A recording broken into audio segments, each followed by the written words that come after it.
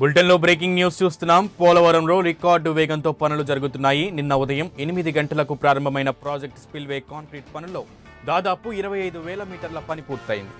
మరో 2 గంటల్లోగా 28,000 క్యూబిక్ మీటర్ల కాంక్రీట్ నింపే పని పూర్తి కావాలని నిర్మాణ కంపెనీ నవయుగ టార్గెట్ను నిర్దేశించుకుంది. ఆ మేరకు వేగంగా స్పిల్వే కాంక్రీట్ పనులు జరుగుతున్నాయి. రాష్ట్ర నీటిపారుదల శాఖ మంత్రి దేవినేని ఉమా పనులను పరిశీలించారు. పోలవరం పనులను గిన్నీస్ బుక్ ప్రతినిధులు ఎప్పటికప్పుడు సమీక్షిస్తున్నారు. ఇదే అంశానికి సంబంధించి మరింత సమాచారం మా ఏలూరు ప్రతినిధి మురళి అందిస్తారు. మురళి, చెప్పండి.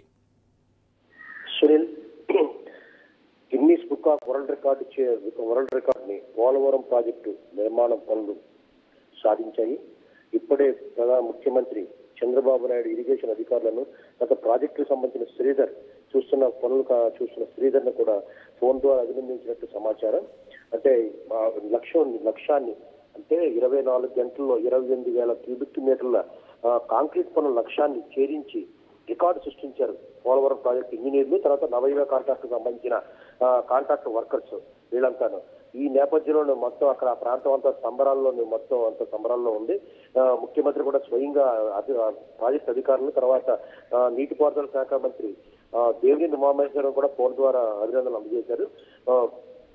అంటే ఎప్పటి నుంచో ఈ పోలవరం ప్రాజెక్టు నిర్మాణం పనులను ఒక ప్రత్యేక శ్రద్ధతోటి ప్రాజెక్టు నిర్మాణం పనులను ఎంత వేగవంతం చేసి అనుకున్న లక్ష్యాన్ని చేరుకునే విధంగా ఇంజనీరింగ్ అధికారులు, ప్రాజెక్టుకు సంబంధించిన ఇంజనీరింగ్ అధికారులు, అదేవిధంగా నవయుగ కన్స్ట్రక్షన్ అధికారులు ఎంతో శ్రమించారు.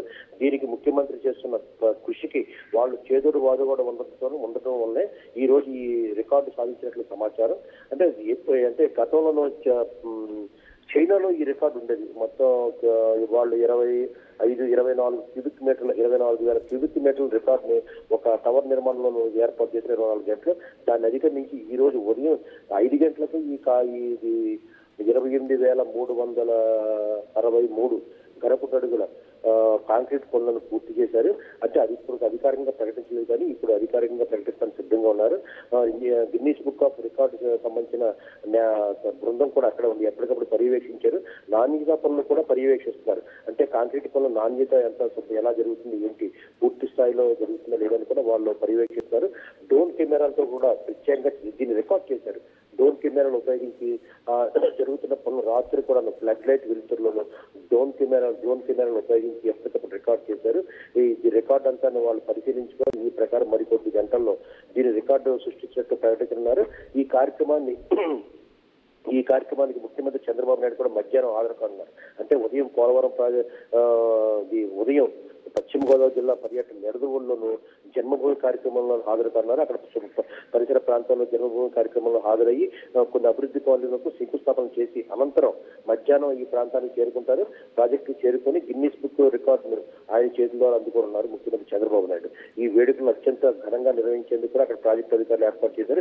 ఇప్పటికే మీడియా ప్రతినిధులు రాత్రంతా అక్కడే పడిగాపులు ఉంటూ, అంటే మీడియా ప్రతినిధులు తెల్లవారు నిన్న ఉదయం 8 గంటలకు చేరుకున్న మీడియా ప్రతినిధులు కూడా కంటిన్యూగా అక్కడ వాళ్ళకి ఒక షెల్టర్ కూడా ఏర్పాటు చేశారు. ప్రత్యేకంగా లైవ్లు ఇస్తున్నారు, కొన్ని ఛానల్స్ లైవ్లు ఇస్తున్నారు. మనం కూడా ఎప్పటికప్పుడు ప్రత్యక్ష ప్రసారాల ద్వారా ఈ కార్యక్రమాలు అందిస్తున్నాం. అంటే ఇది ప్రపంచంలోనే ఈ కాంక్రీట్ పనుల రికార్డు సాధించే దిశగా రాష్ట్ర ప్రభుత్వం చేపట్టిన ఈ చర్యలను మనం చాలా గొప్పగా చెప్పుకోవచ్చు. ఇప్పటికే రికార్డు సాధించేసాం. మరికొద్ది గంటల్లోనూ అధికారికంగా ప్రకటించే పరిస్థితి ఉంది. సునీల్, అయితే మురళి, ఈ పోలవరం ప్రాజెక్టు పనులను నవయుగ సంస్థ నిర్మిస్తుంది, అది అందరికీ తెలిసిందే. అయితే నవయుగ సంస్థ ఈ పనిని గిన్నీస్ బుక్ ఆఫ్ రికార్డ్స్లో నమోదు చేయించడానికి ఎంతమంది కార్మికులను నియమించింది, అలాగే ఎంతమంది అధికారులు అక్కడ సమీక్షిస్తున్నారు? ఇప్పటికే సుమారు 5,000 మంది వరకు కార్మికులు కష్టించారు ఇక్కడ. ఎప్పటికప్పుడు అంటే ఒక స్టెప్ బై స్టెప్ ఒక వర్క్ స్పిల్వే పనులు అంటే ఇది ప్రాజెక్టుకి సంబంధించిన ప్రధాన భాగం అనమాట. వాటర్ హెవీగా వస్తున్న వాటర్ ని అది అడ్డుకట్టు వేస్తానికి కింద నుంచి సాఫ్ట్ అంతా వీలుగా ఉండేది స్పిల్వే పనులు అంటారు. ఈ స్పిల్వే పనులని కాంట్రాక్ట్ ఎప్పటికప్పుడు కింద మొత్తం ఒక దశల వారీగా చేసుకుంటూ వచ్చారనమాట.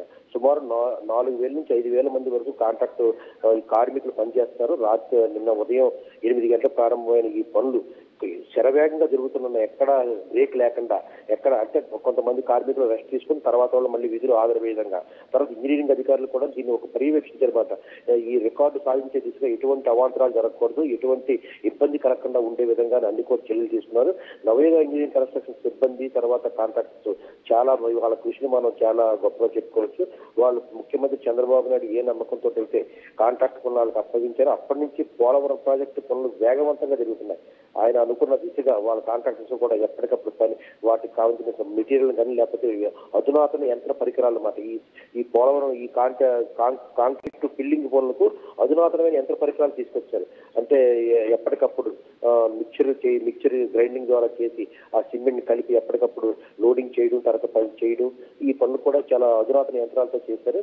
ఇది ఇంజనీరింగ్ కాంట్రాక్ట్ నవయుగ కన్స్ట్రక్షన్స్ చేసిన వర్క్స్ కూడా ముఖ్యమంత్రి చంద్రబాబు నాయుడు కూడా పూర్తి స్థాయిలో సంతృప్తి వ్యక్తం చేశారు. సునీల్, అయితే మురళి, ఈ కాంక్రీట్ పనులను ఇంత శరవేగంగా పూర్తి చేస్తూ గిన్నీస్ బుక్ ఆఫ్ రికార్డ్స్లో నమోదు చేయించడం ద్వారా ప్రభుత్వానికి ఎంతో ప్రతిష్టాత్మకంగా పోలవరం ప్రాజెక్ట్ని తీసుకున్న ప్రభుత్వానికి మరింత బూస్టప్ అందించి ఇంకా పోలవరం ప్రాజెక్ట్ని ఫ్యూచర్లో పరుగులు పెట్టించే అవకాశం ఉందంటారు.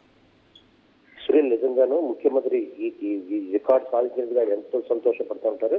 అంటే ఎప్పటికప్పుడు అంటే పోలవరం ప్రాజెక్టు ఆయన ఒక ప్రెస్టేజ్ ఇష్యూగా తీసుకున్నారు. కేంద్ర ప్రభుత్వం నుంచి పూర్తి స్థాయిలో సహకారం లేకపోయినా నిధులు అందడంలో కూడా పూర్తి స్థాయిలో సహకారం లేకపోయినా అంటే పోలవరం ప్రాజెక్టు నిర్మాణం పూర్తయితే ఇతర రాజకీయ పార్టీలకు వాళ్ళు చెప్పుకోవడానికి ఏమీ ఉండదు. తెలుగుదేశం పార్టీ పోలవరం ప్రాజెక్టు పూర్తి చేసినట్టు వచ్చే ఎన్నికల్లో ఈ ప్రాజెక్టు లక్ష్యం ద్వారా చూపించి ప్రజల్లో మళ్ళీ అధికారం చేపడతారేమో అని ప్రతిపక్ష పార్టీల్లో ఉన్నాయి. ముఖ్యమంత్రి చంద్రబాబు నాయుడు కూడా దీన్నే ప్రధాన కేంద్రంగా అంటే పోలవరం ప్రాజెక్టు నిర్మాణం చేసి భావితరాలకి ఒక మంచి కార్యక్రమం చేపట్టాం. తర్వాత ఉభయ రాష్ట్రాలకు కూడా అంటే మనతో పాటు ఇతర రాష్ట్రాలకు కూడా ఉపయోగపడే విధంగా ఈ ప్రాజెక్ట్ నిర్మాణం చేశారన్నమాట.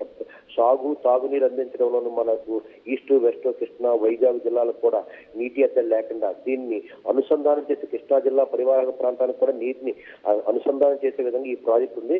బహుళార్థక సాధక ప్రాజెక్టు అన్నమాట. ఈ ప్రాజెక్టు నిర్మాణం ద్వారా మన ఆర్థికంగా కూడా మన రాష్ట్రం ఎంతో ఆర్థికంగా అభివృద్ధి చెందుతుంది. అదేవిధంగా విద్యుత్ అవసరాలకు కూడా ఇక్కడ ప్రత్యేకంగా థర్మల్ స్టేషన్ కూడా ఏర్పాటు చేస్తున్నారు. దానివల్ల విద్యుత్ అవసరాలు కూడా ఇక్కడ మనం మెరుగైన పరిస్థితి ఉంటుంది అన్నమాట. అంటే ఎక్కడ ఇతర ప్రాంతాల నుంచి మనం కొనుగోలు చేయక్కర్లేకుండా మనకి ఇక్కడ నుంచి తయారవుతున్న విద్యుత్ తోటే మన రాష్ట్రానికి అవసరాల విధంగా ఈ ప్రాజెక్టు నిర్మాణం చేపట్టారు. కాబట్టి ఇది ఎంతో బహుళార్థక సాధక ప్రాజెక్టు. మరి ఈ ప్రాజెక్టు పూర్తయితే మన రాష్ట్ర అవసరాలు మన రాష్ట్ర అభివృద్ధి ఎంతో వేగవంతం అవుతుందని ముఖ్యమంత్రి కృతనిశ్చయంతో ఉన్నారు.